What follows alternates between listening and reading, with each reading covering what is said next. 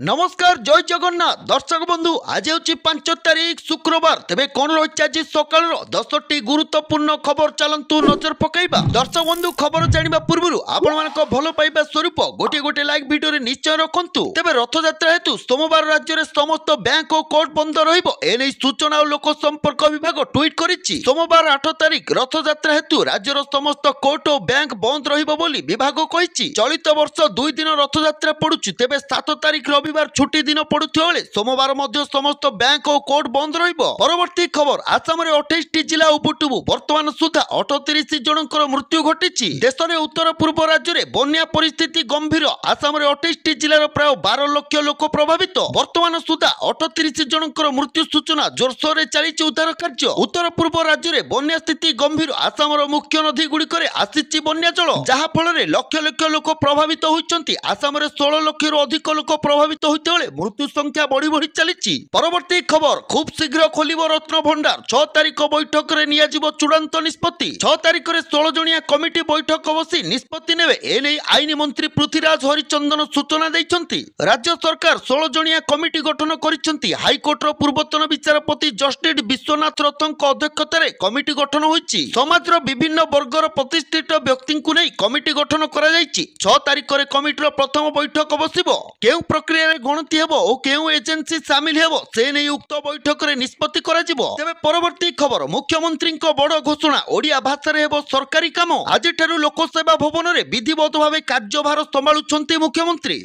लोकसेवा भवन में पहुंचवा पर मुंडिया मारी भीतर को प्रवेश करिसेंती मोहन माझी। या पर मुख्यमंत्री आज विधिवत भाव लोकसेवा भवन में कार्यभार संभाळिछंती। तेबे एही अवसर में मुख्यमंत्री एक बड़ घोषणा करिसेंती। एणिकी सरकारी काम ओडिया भाषा रे हेबो बोली मुख्यमंत्री घोषणा करिसेंती। से कहिसेंती जे ओडिया अस्मिता संरक्षण और प्रसार को गुरुत्व दियाजिबो। साहित्य कला संगीत और ललित कला एकाडेमी पुनर्गठन हेबो। भौतिक प्रगति सह सांस्कृतिक प्रगति को गुरुत्व दियाजिबो। ओडिशा भाषा रे प्रचार प्रसार पई कमिटी गठन हेबो। तेबे परवर्ती खबर बीजेपी को बड़ झटका इस्तीफा देले कृषि मंत्री। राजनीति रे हलचल। कृषि मंत्री तथा बीजेपी वरिष्ठ नेता किराडी लाल मीना निज पदरु इस्तीफा देले। मुख्यमंत्री भजनलाल शर्मा निकट को से इस्तीफा पत्र पठाइछंती। तेबे ए पर्यंत तांको इस्तीफा ग्रहण करा जाय नाही। इस्तीफा पत्र किछि दिन पूर्व पठा जायतिला किंतु आज जयपुर रे आयोजित एक कार्यक्रम रे एनै से निजे सूचना दैछंती। लोकसभा निर्वाचन समय किराडी लाल मीना कहितले जे जदि बीजेपी 200 आसन हारि जाय तेबे मुख्यमंत्री पदरु इस्तीफा दे देबी बोली। परवर्ती खबर कल्कि 2898 एडी बॉक्स ऑफिस कलेक्शन 7 दिन में 700 कोटी इनकम। केवल एतिकी नुहे वर्ष 2024 सबुठारु अधिक लोकप्रियता हासिल करिथिबा सह वर्षर सर्वाधिक आय करिथिबा चलचित्र बोली जणा पड़िछि। बड़ बजेटर चलचित्र आवास